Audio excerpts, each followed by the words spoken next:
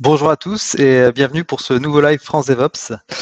Aujourd'hui, on reçoit Thomas Bonny. Mais Thomas, avant de te présenter quelques points logistiques, j'espère que tout le monde m'entend bien.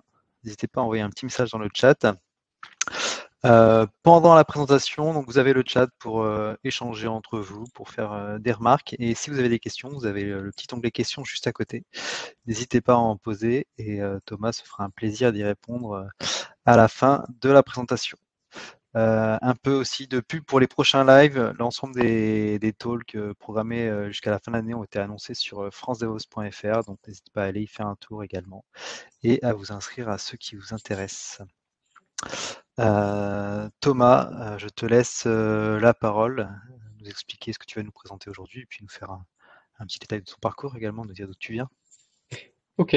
Déjà, je vais commencer par vous remercier, l'équipe France DevOps, de me laisser l'opportunité de venir présenter ce retour d'expérience à votre audience. Donc, c'est top.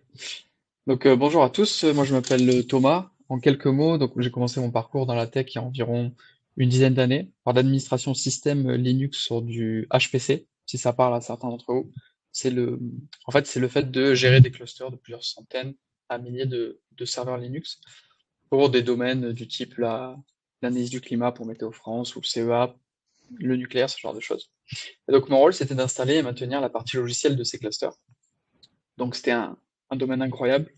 Mais après quelques années, j'ai commencé à être attiré par des buzzwords, cloud, DevOps, et j'ai pas pu me retenir, et donc je suis parti dans ce domaine-là. Et c'est là que j'ai décidé de changer de domaine et de réutiliser un peu tout ce que j'avais appris en administration système, surtout l'automatisation, dans le mode du développement. Et donc, c'est en suivant ce parcours qu'en janvier 2020, avec un ami, on crée la société R2DevOps, avec comme moteur la simplification des workflows de développement. Et aujourd'hui, je vais vous montrer à travers tout ce parcours, donc depuis janvier 2020, euh, quelles solutions on a mis en place pour réduire le temps d'implémentation de ce qu'on appelle la CI/CD. Donc, on va vraiment se concentrer sur ce, ce domaine précis technique du DevOps qui est le Continuous Integration, Continuous Deployment, et comment on a évolué dans nos prestats pour faire évoluer l'implémentation de la CI/CD de plusieurs jours à quelques minutes. Voilà. Très bien, merci. Je te laisse la présentation. Je me retire de la Ok, scène. super. Merci. Alors, je vais partager mon écran.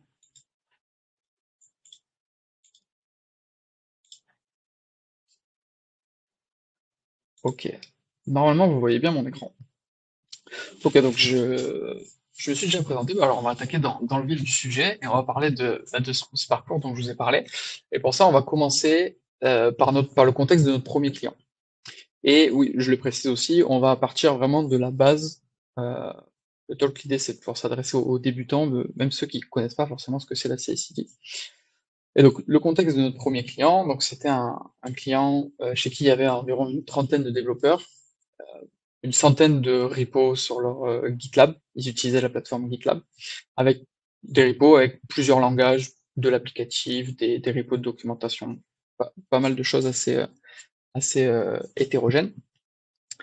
Et alors j'en profite souvent à ce moment-là de la présentation pour faire un petit sondage. Donc Morgane ou Thomas, je peux vous laisser déclencher le sondage sur Livestorm. Donc la question c'est dans votre environnement professionnel ou personnel, si vous faites pas de développement dans côté pro, quel type de plateforme vous utilisez principalement? GitLab, GitHub, Bitbucket ou autre. Donc je vous laisse répondre au sondage. Et puis je vais continuer sur la presse et un peu plus tard je reviendrai dessus et on verra les résultats. Donc la problématique de ce client, c'est que c'est une problématique que beaucoup d'entre vous ont sûrement connue avant d'automatiser tout ça, de mettre en place de la CI/CD. C'est que à chaque fois qu'il y avait besoin de créer une nouvelle release, il y avait énormément de tâches manuelles et super chronophages.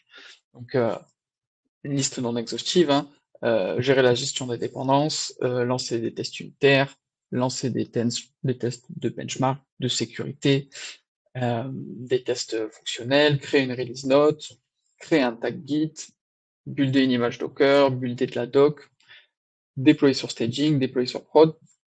Toutes ces tâches que quand on doit les faire manuellement, en général, c'est un peu ce que personne a envie de faire dans l'équipe. C'est chronophage, il y a besoin d'environnements et d'outils très spécifiques, ça demande un grand scope de compétences, donc dev et ops, et il y a un gros risque d'erreur humaine. Donc ce qui se faisait plus traditionnellement, souvent, bah, il y avait un PDF ou un README avec une liste de tâches à effectuer, et en général, c'était très compliqué, et pour notre client, là, en l'occurrence, bah, à chaque fois qu'ils devaient faire ça, ça leur prenait au moins 3 heures quand tout se passait bien, et ça se passait rarement bien. Donc on a mis en place plusieurs choses avec ce client, et aujourd'hui, on va se focaliser sur l'une d'entre elles spécifiquement, qui est la mise en place de Continuous Integration, Continuous Deployment, CI/CD. Donc là, j'en profite, on va lancer un autre sondage, et ce second sondage, c'est euh, est-ce que vous, vous faites systématiquement de la CI/CD pour chaque projet de développement que vous faites dans votre entreprise ou même côté perso? Donc j'en profite pour regarder les résultats du premier sondage. Donc on a quand même GitLab qui est en tête.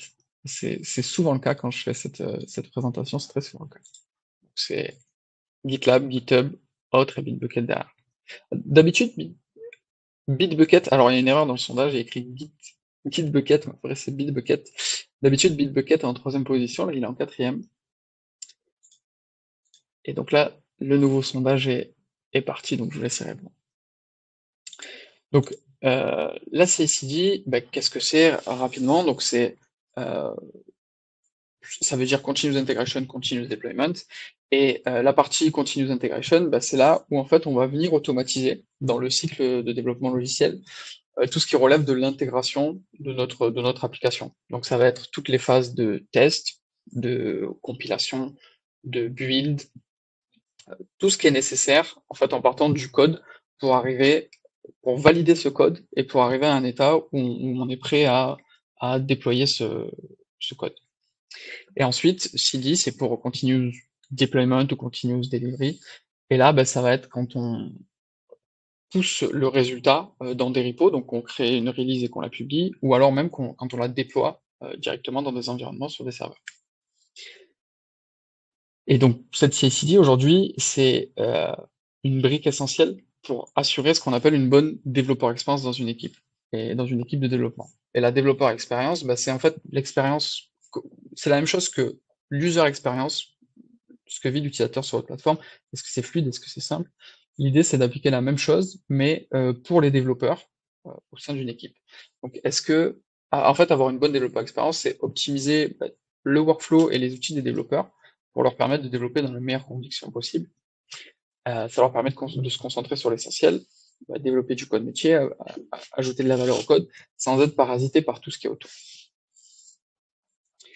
Et on va voir, quand je vais vous raconter comment on a créé la CI/CD pour ce premier client, que bah, l'état aujourd'hui de comment on fait de la CI/CD, ça va rarement de pair avec une bonne développeur expérience. Donc là, on va rentrer dans le vif du sujet. Qu'est-ce qu'on a créé pour ce client? Donc ce que vous voyez là sur la slide, c'est ce qu'on appelle un pipeline de CI/CD. Alors, toute la partie démo, ça va se concentrer sur GitLab aujourd'hui. Donc ça tombe bien qu'il y ait une majorité d'entre vous qui soit sur GitLab. Et donc j'en profite aussi pour regarder les résultats du second sondage. Donc oui à 75%. Bon bah c'est top. C'est cool, c'est une bonne stat. Je vois qu'au fur et à mesure que je fais stalk, la proportion de oui est de plus en plus grande, donc c'est positif. Donc ce que vous voyez sur ma slide, ce que je disais, c'est un pipeline CI/CD. C'est représenté de cette manière sur GitLab. Et donc ce qu'on voit, c'est qu'on a trois grandes étapes qu'on appelle des stages. Donc la première, build, test et deploy. Ces stages, ils se lancent de façon séquentielle. Donc d'abord le stage build. Une fois que le stage build est terminé, test. Une fois qu'il est terminé, deploy. Et au sein de ces stages, vous voyez qu'on a des bulles ici. Bah, ce sont ce qu'on appelle des jobs sur GitLab. Et chaque job, bah, ça va exécuter une action précise. Donc là, en l'occurrence, au sein du stage build, on a Docker build, donc qui prend un Docker file et qui crée une image de container. Mkdoc. Mkdoc, c'est un outil qui prend du Markdown et qui crée du HTML. En fait, le but, c'est de faire des documentations ou des sites statiques assez rapidement. Et donc ensuite, dans test, on a tout un tas de tests. Et dans deploy, on a pages qui permet de déployer ce qu'on a buildé avec MKDoc. Dans ce pipeline-là, on va pas jusqu'au déploiement de l'appli, on déploie la documentation HTML. Et donc, au sein des stages, par contre, les jobs, eux, se lancent tous en parallèle. Donc, le stage build se lance, ça déclenche Docker build MKDoc en même temps. Dès que les deux sont terminés et que le statut est OK, donc on voit ici sur le screenshot, il y a une coche verte, donc c'est que le job s'est terminé correctement. On passe si tous les jobs du premier stage sont terminés correctement, on passe au stage suivant et ainsi de suite. Si à un moment il y a un job qui fail, le pipeline s'arrête complètement. Donc ça c'était pour le pipeline. On va regarder un peu rapidement le projet. Alors, je vais un peu zoomer. Donc c'est un projet, bon, j'allais pas mettre le vrai projet du client, donc c'est un Hello World, c'est une API qui répond à Hello World sur une route. C'est en JavaScript, en Node.js, et donc c'est un projet assez classique. Donc on a un Dockerfile, on a de la documentation au format Markdown, et on a une configuration MKDoc pour pouvoir builder de la doc à partir de ce projet. Et donc ce qu'on a fait pour ce premier client, c'est qu'on s'est mis à identifier déjà toutes les tâches manuelles, par exemple celles que je vous ai citées tout à l'heure, et à venir en face de chaque tâche manuelle, venir mettre un job d'automatisation pour automatiser la tâche. Et on va voir concrètement comment on a fait ça. Donc, dans un projet GitLab, il y a un fichier par défaut qui s'appelle .gitlab-ci.yaml. Il faut créer ce fichier, et c'est à l'intérieur de ce fichier que GitLab va venir chercher la configuration CI/CD de ce qu'il faut exécuter. Et quelque chose que j'ai pas précisé sur le pipeline, et qui est important pour comprendre la suite, c'est que par défaut, sur GitLab, donc vous écrivez votre conf CI/CD, et à chaque fois que vous allez pousser du code, à chaque fois que vous allez pousser des nouveaux commits en fait dans votre repo, un pipeline va se déclencher. Donc en fait, le pipeline va se déclencher, l'état actuel de votre repo va être cloné dans l'environnement des jobs, et vous allez pouvoir exécuter des tâches. Donc la première des choses à faire quand on crée un pipeline, c'est de définir une liste de stages. Ici, pour la démo en live, je vais faire un seul stage qui s'appelle build. Les stages, tout à l'heure vous avez vu, c'était build, test, deploy, mais vous pouvez les appeler vraiment comme vous voulez. Là, vous écrivez une liste, et à l'intérieur de la liste, vous mettez les noms que vous voulez pour chaque stage. Leur ordre a une importance, parce qu'on a vu qu'il s'exécutait de façon séquentielle. Et c'est, bon, je ne l'ai pas précisé, mais le fichier de conf.ci sur GitLab, il doit être écrit en YAML. Donc maintenant qu'on a notre liste de stage, on va pouvoir définir les jobs. Donc là, on va créer un job qui s'appelle mkdoc. Ici encore, le nom du job, c'est complètement libre, vous les nommez comme vous voulez.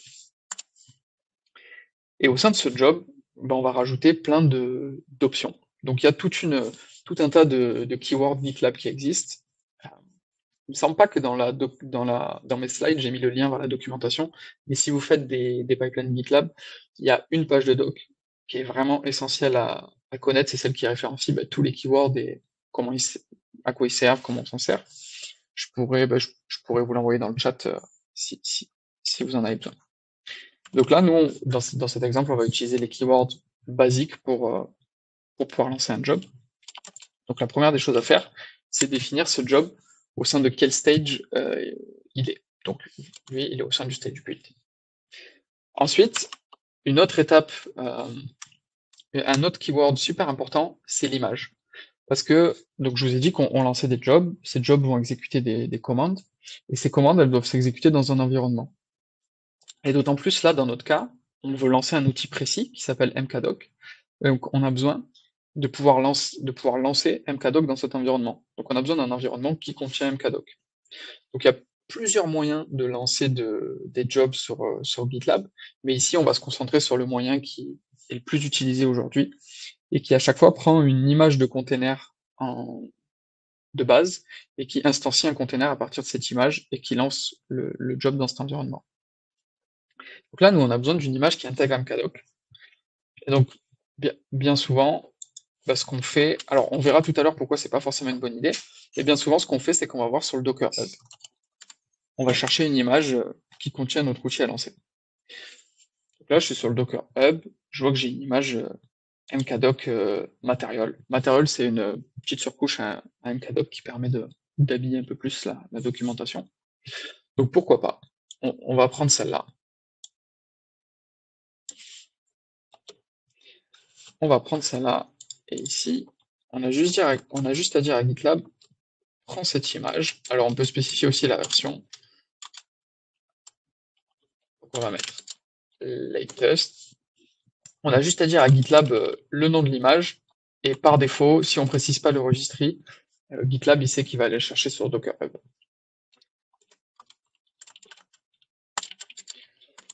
Donc là, notre job, il sait le moment où il doit se lancer, il connaît son stage, il sait l'environnement qu'il doit instancier pour se lancer. Et ce qui nous manque, bah, c'est l'essentiel, c'est qu'est-ce qu'il doit lancer. Et donc pour ça, on utilise le mot-clé script. Le mot-clé script, à l'intérieur, il prend une liste de commandes. Et donc là, dans notre cas, la commande est assez simple. C'est mkdoc build. Mkdoc build, c'est la commande mkdoc qui permet de builder du HTML à partir du Markdown. Sachant que dans mon repo, là, il y a bien un fichier de conf mkdoc, donc mkdoc build va savoir retrouver ces petits pour faire ce qu'il faut. Donc là, on pourrait penser qu'à ce moment-là, le job est terminé. À chaque fois que je vais pousser du nouveau code, bah, en fait, GitLab va builder ma doc. Mais il y a une autre chose importante qu'on n'a pas précisé, c'est que par défaut, quand un job s'exécute comme ça, ce que GitLab récupère en sortie, c'est deux choses, les logs du job et son statut. Est-ce que le job s'est bien terminé? Donc concrètement, est-ce que il y a une commande, est-ce que le shell s'est terminé avec que des codes de retour 0 ou est-ce qu'il y a eu des codes de retour, s'il y a eu des codes de retour différents de 0, le job est considéré comme failed. Et donc GitLab, il va garder ces deux choses-là, les logs et le statut. Et tout le reste, tout ce qu'il y a sur le file system, bah, le container et ses volumes, s'il y en a, ils vont être supprimés. Et nous, c'est pas ce qu'on veut, parce que bon, on utilise ce job pour générer des fichiers de sortie, des fichiers HTML, on veut les conserver.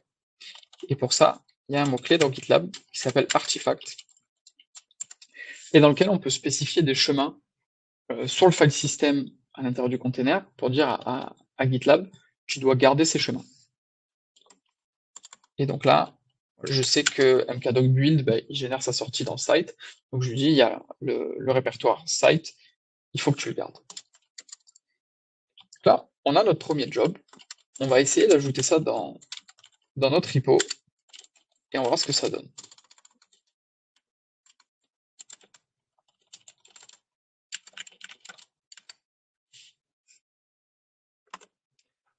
Ok.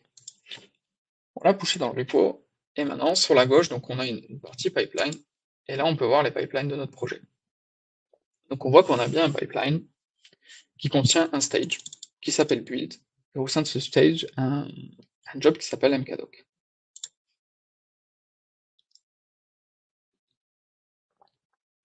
Le job, c'est déjà terminé. Donc, ce qu'on peut voir dans les logs, c'est qu'il a bien pris l'image depuis le Docker Hub que je lui ai spécifié. Il a bien instancié un container à base de cette image, et ensuite il a lancé à l'intérieur mkdoc build. Donc ça a l'air de bien se passer. À la fin, on voit job succeed, c'est qu'il n'y a pas eu d'erreur. Et sur la droite, ici, eh ben, on peut aller voir les fameux artefacts. Donc on peut aller voir le résultat de notre job. Je vois que j'ai bien mon répertoire site. Et à l'intérieur,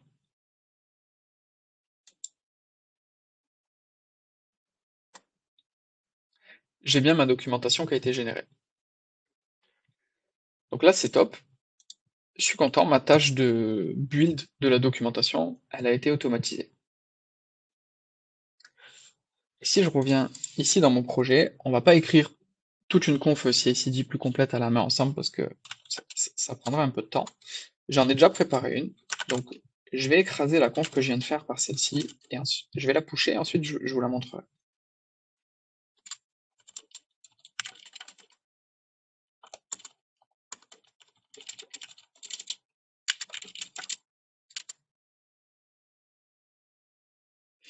Ok, donc je l'ai pushé, le pipeline va se lancer.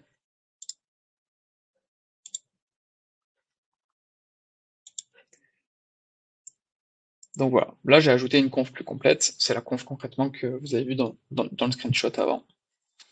Et on va aller regarder à quoi ça ressemble. Donc, c'est toujours du YAML, mais cette fois c'est un peu plus concret, un peu plus complet, pardon. Donc là on voit qu'on a plusieurs jobs, donc par exemple SLScan qui fait des tests de sécurité statique, on déclare du cache, on fait du npm lint, npm test, et on a beaucoup de lignes. Et encore là, c'est sur un pipeline assez petit, et on voit qu'on a 271 lignes de YAML qui est pas forcément bien structuré. Enfin, il y a pas vraiment de structure pour rapidement comprendre ce qui est fait, qui n'est pas documenté. Et on se retrouve avec une conf qui automatise des tâches, c'est bien, mais à ce moment-là, quand on a créé ce type de configuration pour nos clients, pour notre client, on a commencé à se dire, finalement, il y a peut-être quelque chose qui cloche. Et donc, on a commencé une réflexion. Et donc là, je vais reprendre mes slides.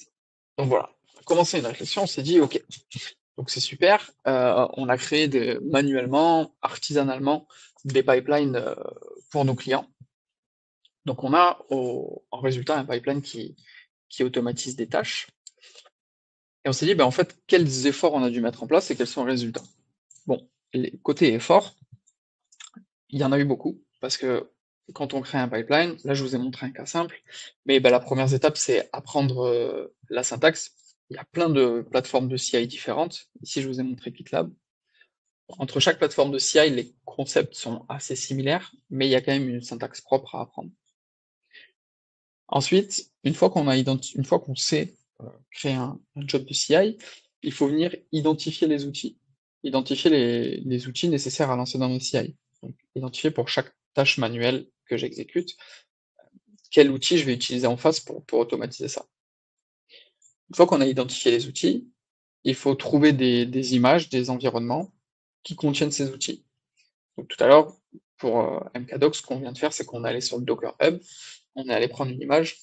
Donc là, on était dans un cas simple où il y avait une image qui existait et qui était déjà prête, mais ça peut poser des gros problèmes de sécurité de venir prendre une image du Docker Hub, d'autant plus que l'image que j'ai prise, elle n'était pas officielle, c'était une image de la communauté. Et bien souvent, si on veut, bien souvent, il y a au sein d'entreprise, si on veut euh, avoir la maîtrise de ce qu'on fait et pas introduire des gros risques de sécurité dans notre supply chain, eh ben, ces images de base, il faut qu'on les maintienne nous-mêmes. On ne peut pas forcément se permettre d'aller prendre des images préexistantes, et ça rajoute encore une charge de travail, le fait de devoir créer nos propres images et de les maintenir surtout. Donc une fois qu'on a les images qui nous apportent l'environnement nécessaire au job, il faut commencer à écrire ces jobs et commencer à les tester. Et les tester, alors, j'ai vu que tout à l'heure, les résultats du sondage, c'est que beaucoup d'entre vous font de la CI, CD, et beaucoup d'entre vous sont sur GitLab. Et donc, j'imagine que vous avez déjà dû faire des cauchemars de pages de pipeline toutes rouges avec des dizaines de commits où vous testez petit à petit pour jusqu'à un état du pipeline qui marche. Mais c'est super lent de tester des pipelines. Il n'y a pas vraiment aujourd'hui de solution facile, je dirais, pour pouvoir tester ces pipelines en local. En général, c'est pas un moment super fun le test de l'implémentation d'un pipeline. Et ça prend beaucoup de temps. Et le dernier point, en termes d'efforts investis, c'est le formatage des résultats. Là, dans le cas que je vous ai montré, c'est un cas simple, où en fait, il y a pas de résultat à formater, il faut juste dire à GitLab, prends ce résultat, il est prêt. Mais dans GitLab, vous avez des types d'artefacts de type report qui permettent en fait d'intégrer des résultats dans l'interface GitLab. Par exemple, vous lancez des tests, n'importe quel type de test, mais disons des tests unitaires. Si vous formatez le résultat au format JUnit, vous pouvez envoyer ça dans GitLab, et GitLab sait l'interpréter, et il affiche dans l'interface tous les résultats de test. Et ça, bah, selon les outils que vous utilisez, tous les outils sont pas capables de sortir dans les formats compatibles avec GitLab, et donc ça prend aussi du temps de formater les résultats, de convertir les résultats dans les bons formats pour GitLab. Donc, on a mis en place tous ces efforts pour ce premier client, pour cette implémentation. On s'est dit, bon, quels sont les résultats? c'est bien, déjà, il y a quelque chose de positif, c'est qu'on a une tâche automatisée. Donc ça, c'est top. Par contre, on s'est dit finalement, est-ce qu'on déplace pas un peu le problème? Parce que on se rend compte que aujourd'hui, en fait, la CI/CD, quand on l'a fait manuellement comme ça, c'est c'est de l'artisanat qu'on a fait. Donc, heu, de l'artisanat bien fait, mais ça reste de l'artisanat et c'est compliqué à mettre en place et encore plus à faire évoluer. Et la maintenance devient super complexe. Et en fait, on vient créer chez le client un, un risque, hein, parce que la supply chain, ça devient un risque sur plusieurs points, donc c'est un risque, c'est un nouveau vecteur d'attaque, mais c'est aussi un risque pour la productivité du client, parce que si demain la supply chain ne fonctionne plus, bah, l'équipe de développement ne peut plus rien release, ne peut plus merger de merge request, enfin, tous les développements sont paralysés. Et donc on vient mettre ce risque chez le client, et en plus le client est pas capable de maintenir lui-même le pipeline. Parce que on le forme, on, on documente avec les moyens de documentation de CI/CD qui existent aujourd'hui, donc on écrit dans des README, ce genre de choses. Mais au final, ce qui se passe bien souvent avec la CI/CD, c'est qu'il n'y a pas de vraie structure, on l'a vu, c'est de l'artisanat. Et malgré la formation, eh ben, tant que ça se passe bien, tout le monde s'en fout de ce qu'il y a dans le CI/CD. Et c'est le jour où ça pète, ou le jour où il faut le faire évoluer, que là, c'est la panique. Et là, plus personne se souvient de la formation et de comment c'est construit, comment le faire évoluer. Donc, clairement, notre constat, c'était de se dire, OK, on a mis beaucoup d'efforts, les résultats, finalement, sont pas à la hauteur de ce qu'on attendait. Et le problème, finalement, il résidait peut-être dans la façon de créer la CI/CD, cette façon artisanale. On s'est dit, l'artisanat, c'est bien, mais c'est pas ce qui va apporter une bonne expérience pour nos clients, pour les équipes de développement qui interagissent avec la CI/CD. Même avec tous les acteurs, en fait, qui interagissent avec cette CI/CD, hein, que ce soit, ça dépend des entreprises, mais des fois, c'est les développeurs eux-mêmes qui l'a créé, des fois, il y a des équipes dédiées. Ceux qui interagissent avec, aujourd'hui, ils n'ont pas une bonne développeur expérience.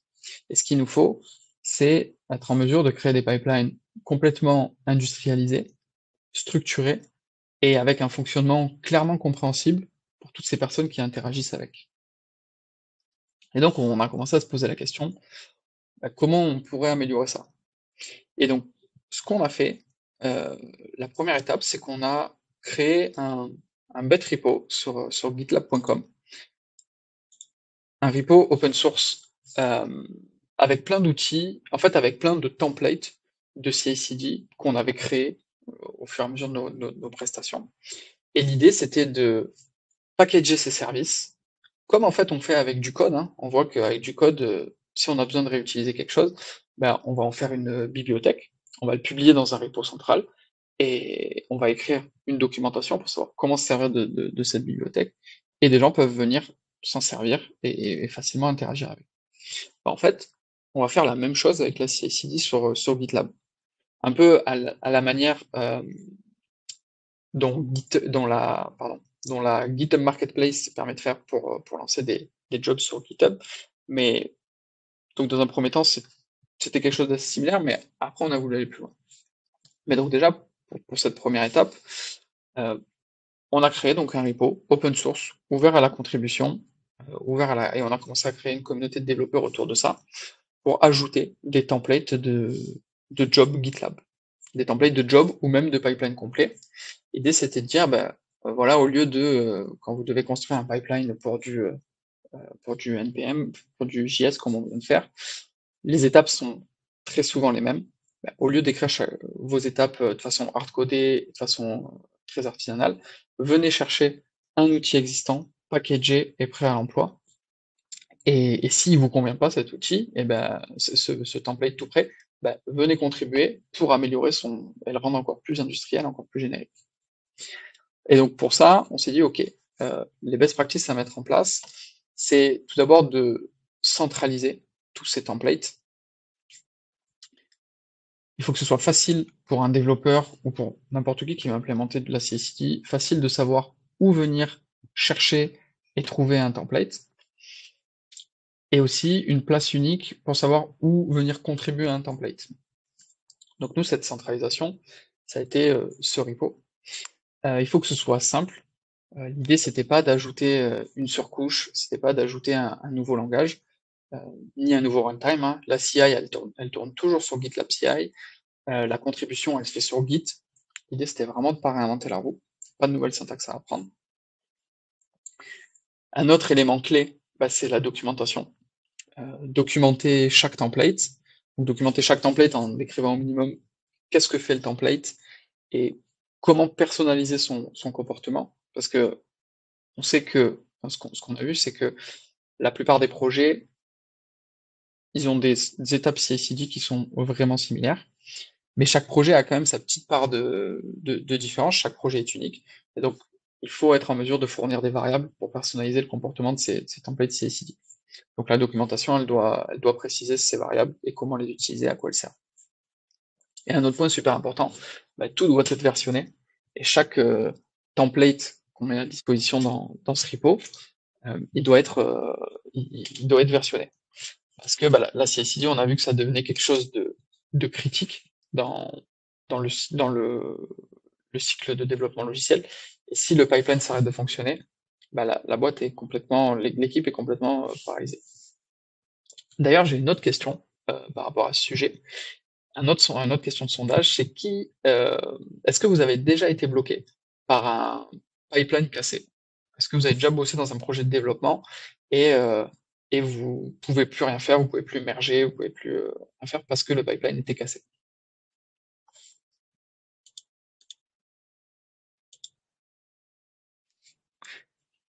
Ok, j'en profite pour faire un point sur les autres sondages. Ça n'a pas bougé, hein. La plateforme de développement, c'est toujours les mêmes proportions. Est-ce que vous faites de la CI/CD? Oui. Ah, et là, je vois que le oui l'emporte pour le.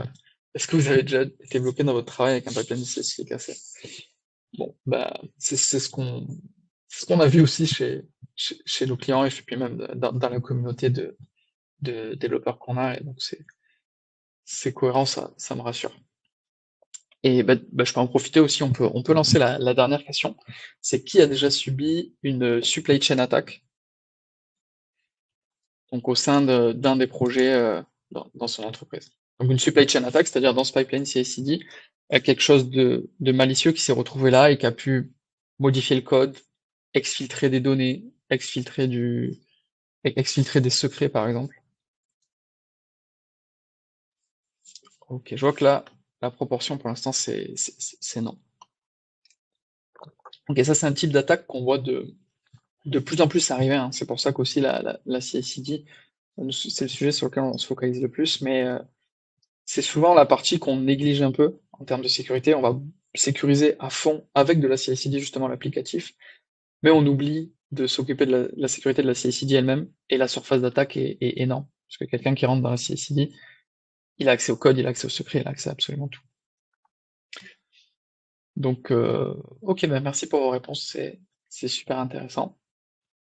Et donc, pour revenir à notre histoire, donc, on a créé ce repo, ce repo central, c'est un monorepo avec tous nos templates, et on a commencé à le présenter dans des meet-ups, dans des conférences, et on a vu que ça intéressait de plus en plus des communautés de développeurs, mais ils voulaient pas forcément contribuer dans notre monorepo. Et donc on s'est dit, ok, ben on va faire, c'est beaucoup inspiré du Docker Hub, hein. On s'est dit, on va faire comme le Docker Hub, on va créer une plateforme où il y aura nos templates depuis notre monorepo open source, donc qui sont des templates officiels qu'on valide, qu'on maintient, enfin que la communauté maintient, mais en tout cas dont on a la gouvernance. Et en plus de ça, on va permettre aux gens de lier leur propre repository et venir proposer des choses dans la marketplace. Ce que j'appelle la marketplace, c'est R2DevOps. Donc cette marketplace que je vais vous montrer juste après, bah, c'est sur r2devops.io. Donc on est partenaire avec GitLab, partenaire technique avec GitLab. Et donc on a cette marketplace CI/CD publique et open source que je vais vous montrer tout de suite. Ah, je l'ai déjà ouverte, elle est ici. Donc ça référence en fait des templates CI/CD sur GitLab. Donc comme je vous disais, il y en a des officiels qui viennent qu'on gère en fait, dont on gère la gouvernance, les releases. Et il y a aussi des verified publishers. Et tout à la fin, bah, vous avez des templates de la communauté. Et donc si on revient sur un template officiel, par exemple, allons voir Docker Build. Alors pour info, si ça vous intéresse de l'utiliser, celui-là, Docker Build, porte un peu mal son nom parce qu'il utilise Canico. Donc, si certains ont déjà eu des soucis pour builder des images Docker dans des containers dans la CI/CD, celui-là il utilise Canico, donc logiquement vous ne devrez pas avoir de soucis. Et donc chacun de ces templates, ils sont, comme je vous le disais, versionnés. Donc on peut utiliser Latest, bon, évidemment c'est déconseillé, mais chacun ont des versions. Pour venir les utiliser dans les projets, en fait l'idée c'est de faire un include remote avec le lien vers le template et sa version. Et ils sont aussi documentés. Donc avec l'objectif du template, à quoi il sert, et les variables pour venir personnaliser son comportement. On peut voir le contenu du template, évidemment, et tout ça, là, tout ce que je vous montre, c'est dans un repo Git. Le repo Git, ça reste la source de vérité, où on va publier nos templates, et R2DevOps, lui, la marketplace, elle vient apporter une interface là-dessus. On a aussi un changelog et quelques métadonnées sur la droite. Donc ça, c'est la partie open source, publique. Donc vous pouvez y aller facilement sans même vous inscrire sur r2devops.io, aller chercher des templates, vous inspirer, contribuer aussi. Et en plus de ça, au début de l'année, donc ça on a commencé à le créer après l'expérience chez le premier client dont je vous parlais, c'était en 2020. Le repo à la base, pas la marketplace, le repo, petit à petit ça a évolué, on a commencé à créer cette interface, cette marketplace, et au début de l'année, on s'est dit, ok, en fait, on a de plus en plus de gens que ça intéresse, cette R2DevOps, donc pourquoi pas finalement faire une partie plateforme pour les entreprises. Et donc c'est là qu'on a commencé à créer, à travers R2DevOps, la possibilité de créer des marketplaces privées, en plus de la publique que je vous ai montré. Donc l'idée c'est de pouvoir faire une marketplace inner source au sein d'une entreprise. Donc les mêmes principes que l'open source, mais borné à une entreprise.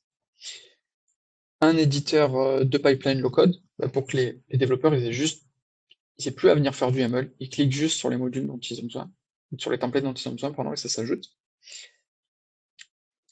Et ça, c'est quelque chose qu'on nous a demandé un peu plus tard, mais qu'on a ajouté depuis juin. Et d'ailleurs, on commercialise la plateforme depuis le milieu d'année. C'est un dashboard qui permet en fait de donner des yeux sur la santé globale CI/CD de l'organisation. Où en fait, aujourd'hui, on est toujours en mode, avant R2DevOps, sans R2DevOps, on est toujours en mode artisanat, où chaque projet a écrit sa CI/CD de façon artisanale. Et c'est un enfer, c'est nos clients qui nous le disent, c'est un enfer pour aller être en mesure de savoir ce qui se passe dans toute ma CI/CD. Quand il y a des centaines de projets, on ne peut pas aller à la main, voir chaque fichier YAML de configuration CI/CD, comprendre ce qui se passe et s'assurer que c'est bien conforme, qu'il n'y a pas de problème de sécurité. Et donc c'est pour ça qu'on a commencé à créer ce dashboard.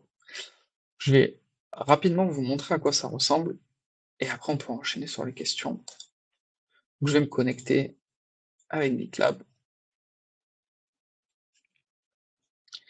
Donc déjà la partie marketplace, donc on a toujours la marketplace open source, et on a accès à une marketplace inner source. Alors là, je n'ai pas encore inclus mes templates, mais on va le faire ensemble. Donc juste à cliquer sur Import Template, et dans le groupe GitLab que je vous ai montré tout à l'heure, Meetup R2DevOps, où il y avait le projet France DevOps, j'ai aussi un projet qui s'appelle CI, et qui contient des templates de CI. Donc je vois que R2DevOps voit qu'il y a 3 templates. Je clique sur Import.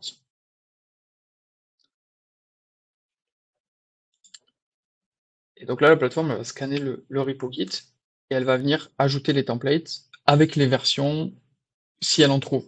Pour le versionning, pareil, on réinvente pas la roue, on se base sur les tags Git. Donc là, on a trouvé 3 templates.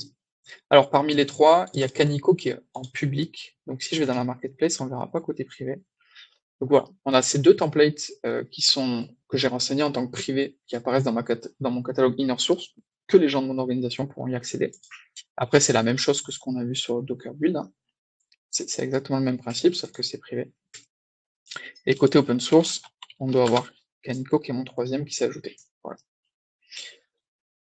Donc ça, c'est pour la partie inner source catalogue. Après, je pense que vous avez compris le principe. On a une partie éditeur de CI/CD, mais je vais vous montrer très rapidement à quoi ça ressemble. Donc là, je reprends le pipeline qu'on a créé ensemble pour la démo. Je vais tout supprimer. Et je vais venir le créer directement depuis l'éditeur. Donc je vais ajouter mkdoc. Je vais aussi ajouter docker build. Je vais ajouter Trivy Image pour venir scanner s'il y a des CVE dans l'image Docker que j'aurais buildé dans cette étape Docker Build. Et, et ainsi de suite. Bon, je vais pas vous montrer sur tous les jobs, mais vous avez compris le principe, je pense. L'idée, c'est de pouvoir venir, juste en cliquant, créer son pipeline à partir de la marketplace.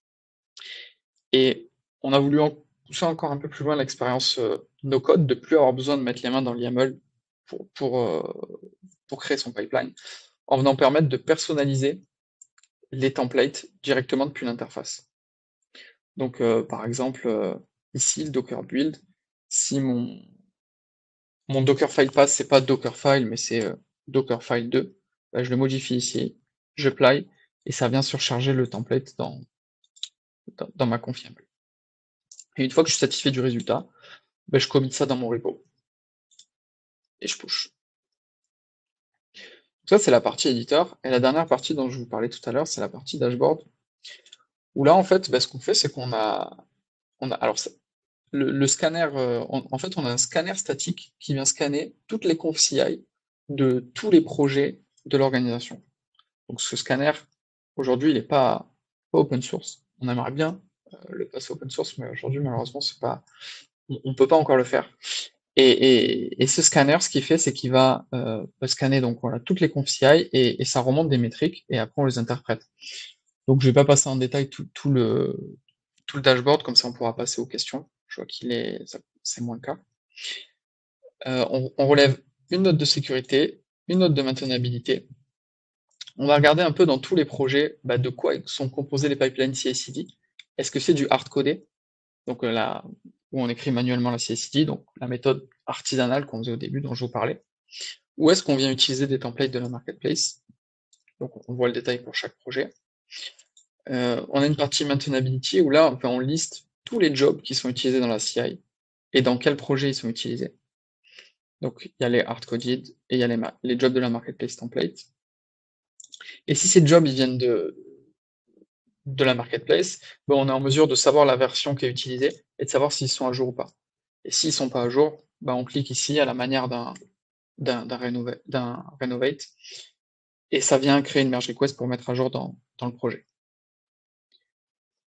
Ensuite, on a d'autres onglets, je vais pas tous les passer en détail. On a Security qui vient voir s'il y a des secrets leakés, ou on a par exemple Container qui vient lister toutes les images Docker utilisées dans toutes les confs CI et dans chaque projet, avec leur version aussi. Et on a également un onglet qui permet de voir tous les runners qui sont utilisés dans la CI/CD, dans l'organisation. Ce qui permet vraiment d'avoir une vue globale sur de quoi est faite ma CI/CD, est-ce qu'elle est compliante avec les règles de mon entreprise ou pas. Donc j'ai fini pour la démo de R2DevOps.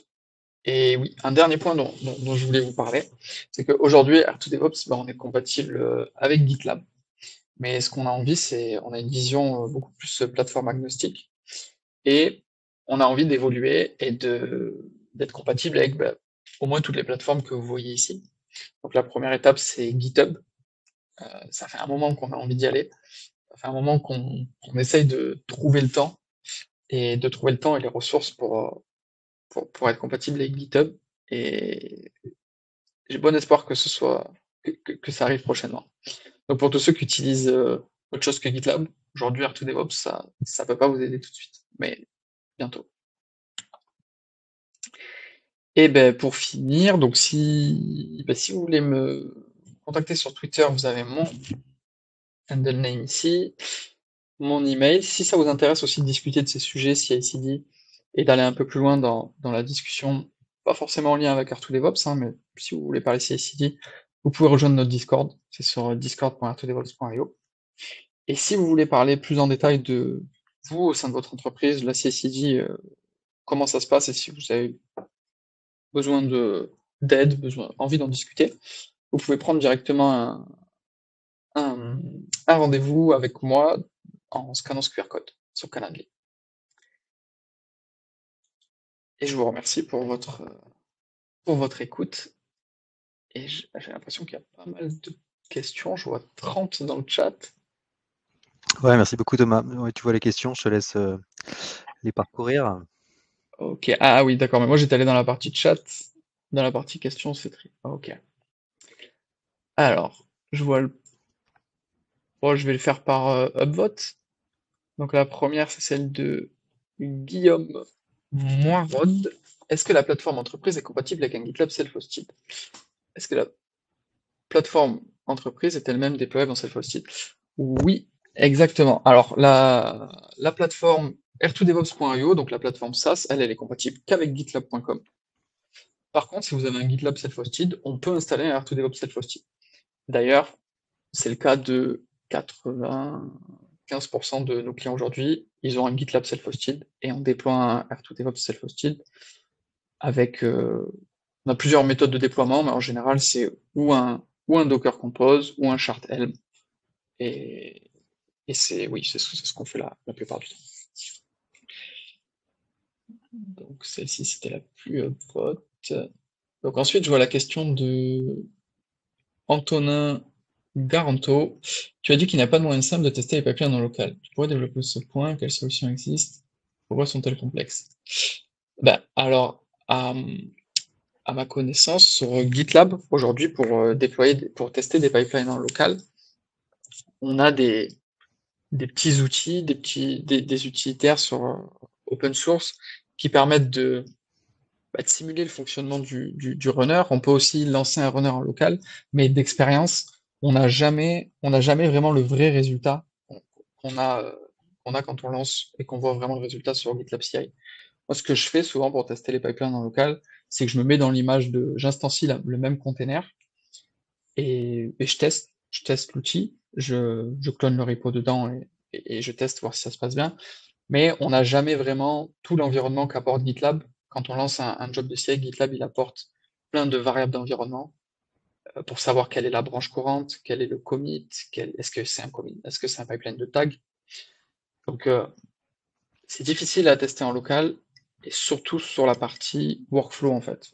Surtout pour valider le workflow du pipeline et son comportement en fonction du contexte de qu'est-ce qui s'est passé. Est-ce que c'est un tag qui a été pushé? Est-ce que c'est un commit?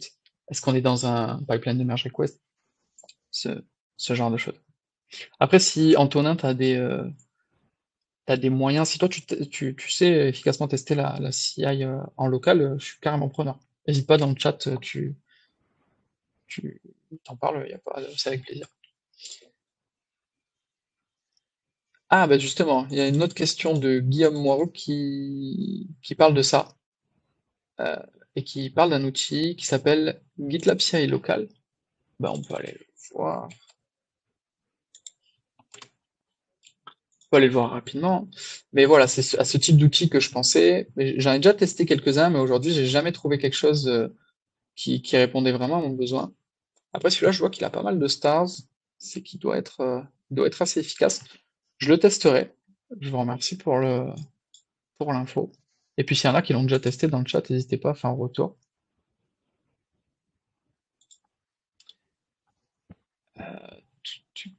Bon, ensuite, les autres questions. Donc, une autre question d'Antonin. Avez-vous déjà implémenté du mutation testing dans la CI? Non. Non, jamais fait. Une autre question de Guillaume Moirot. La plateforme entreprise est intéressante, mais encore un peu jeune. Comment peut-on commencer à utiliser RTDOps en interne en prévoyant de migrer facilement? Moins de rework possible. Alors, j'ai pas compris ta question. Est-ce que ta question c'est est-ce qu'on peut commencer à utiliser la marketplace RTDOps publique en interne et après migrer sur la plateforme entreprise plus tard? Si c'est ça ta question, oui, l'idée de toute façon, même à travers la plateforme entreprise, c'est qu'il y ait le moins de travail possible pour l'implémenter. Donc typiquement, quand vous installez R2DevOps entreprise, que vous le connectez à votre GitLab, tous les droits, ils sont scopés à vos utilisateurs GitLab, donc il n'y a pas de surcouche de gestion de droits. Et puis tous vos templates de CI, on va scanner les repos Git et on les intègre. Donc il y a un fichier de métadonnées à ajouter par template, mais ça se fait assez rapidement. Donc oui, si la question c'est Est-ce que c'est rapide de passer de la partie open source à la partie entreprise? La réponse c'est oui. Alors après, j'ai une question de agaillard.tech. En plus de proposer des templates de job, est-ce que vous envisagez de gérer les templates de pipeline? GitLab Flow, GitHub Flow. Alors oui, et d'ailleurs, à travers la marketplace, en fait, le template, c'est un fichier YAML. Donc ça peut être n'importe quoi, ça peut être. Nous, pour faire plus simple et pour rendre plus composable la chose, on a fait vraiment des jobs unitaires dans ce que vous voyez sur artodeos.io. Mais si vous descendez un peu, vous allez voir, et on a un Verified Publisher, un partenaire qui s'appelle To Be Continuous, qui est une initiative open source qui a été créée chez Orange et qui publie, eux, des pipelines complets. Donc, sur R2DevOps, vous pouvez très bien mettre un pipeline qui contient un job, 10 jobs, 20 jobs, ce que vous voulez en fait. Tant que c'est du YAML compatible GitLab, c'est un template. Là, après, bon, c'est un sujet intéressant, mais c'est vrai que ce qu'on se rend compte, c'est que souvent, bah, il y a toujours ces deux choix en fait, c'est toujours un compromis de dire est-ce que on apporte des templates avec des pipelines complets, et je pars du principe que dans mon entreprise, tous mes projets Python, ils utilisent le pipeline Python, ou est-ce que je vais créer des briques vraiment unitaires et je permets à mes équipes de composer leur pipeline? C'est c'est un compromis, ça dépend beaucoup du contexte et de la capacité des équipes, je pense, à faire elles-mêmes, à gérer elles-mêmes, comprendre leur CI/CD et savoir elles-mêmes de quelles briques elles ont besoin. Vous êtes Une question de Pierre Clinchard. Vous êtes combien à travailler sur R2DevOps? Aujourd'hui, on est 4. Voilà. Puis donc on s'est créé en 2020. Donc à l'époque, je vous ai dit, on était une boîte de service. Pendant 2 ans et demi, on a fait complètement du service. On a commencé à créer ce repo open source. Et vraiment là, depuis le début de l'année, on est à fond enfin, depuis le milieu d'année dernière, mais on commercialise depuis début d'année, milieu d'année 2023. On est à 100% sur le produit et on est 4. Qui valide les templates ou steps proposés? Alors sur la partie marketplace open source, donc c'est nous au sein de l'équipe qui validons les merge requests, qui avons la gouvernance en fait sur les officiels, sur les templates officiels. Après, au sein de l'entreprise, ben là c'est une question de gouvernance. Sur une instance entreprise de R2DevOps, il y a souvent des personnes identifiées. Alors c'est bien que ces personnes ne soient pas au sein d'une seule même équipe, mais soient réparties. Et c'est ces personnes-là qui mettent en place des règles de validation, des règles de compliance des pipelines et qui les valident. Je regarde si j'ai raté je crois que j'en ai sauté une. Est-ce que non? Ouais, trier par date. Ok, donc là on a une nouvelle question de Guillaume Moirod. Vous risquez pas d'avoir des contributions très proches et finir d'avoir les mêmes problèmes que la marketplace Jenkins, ou c'est la plaie pour choisir un plugin? Oui, alors c'est clair que ça c'est un peu c'est un peu le problème des marketplaces, enfin des marketplaces même pas de la communauté en fait de l'open source, où plus il y a de gens qui veulent contribuer, plus on a du risque d'avoir des choses dupliquées. Après, l'idée, on n'en est pas encore là, mais c'est notre objectif hein, sur la partie open source, c'est que la communauté elle grandisse tellement que finalement elles finissent par s'autogérer et auto-sélectionner via des upvotes, via un nombre de contributions grandissant, auto-sélectionner les meilleurs templates, les templates les plus utiles et les plus qualitatifs. Et est-ce que vous faites une curation des contribs? Alors sur notre monorepo, donc tout ce qui est en officiel, là oui, on, on sélectionne, enfin, on a vraiment la gouvernance de ce qui rentre ou pas sur notre monorepo et qui est tagué comme officiel dans la marketplace. Les verified publishers, bah, ceux-là, c'est des partenaires, donc on valide le partenariat avec eux comme To Be Continuous et après ils ont la main. Par contre, ce qui est en communauté, donc le tiers communauté sur artodeos.io, là, par définition, on maîtrise pas. C'est la communauté qui ajoute des choses et on n'a pas de, de test de validation dessus. Eh ben, je pense qu'on est arrivé au bout des questions. J'espère que j'ai bien On a fait le répondu tour, ouais. à vos questions, que ça a été clair, et puis que la presse vous a intéressé. Thomas, merci beaucoup, c'était très clair. Dans quelques jours, le live sera disponible sur France DevOps. On n'hésitera pas à envoyer un petit message sur le Slack lorsqu'on aura compilé tout ça. Thomas, encore merci. Super. À très bientôt et bon après-midi à tout le monde. Encore merci. À bientôt.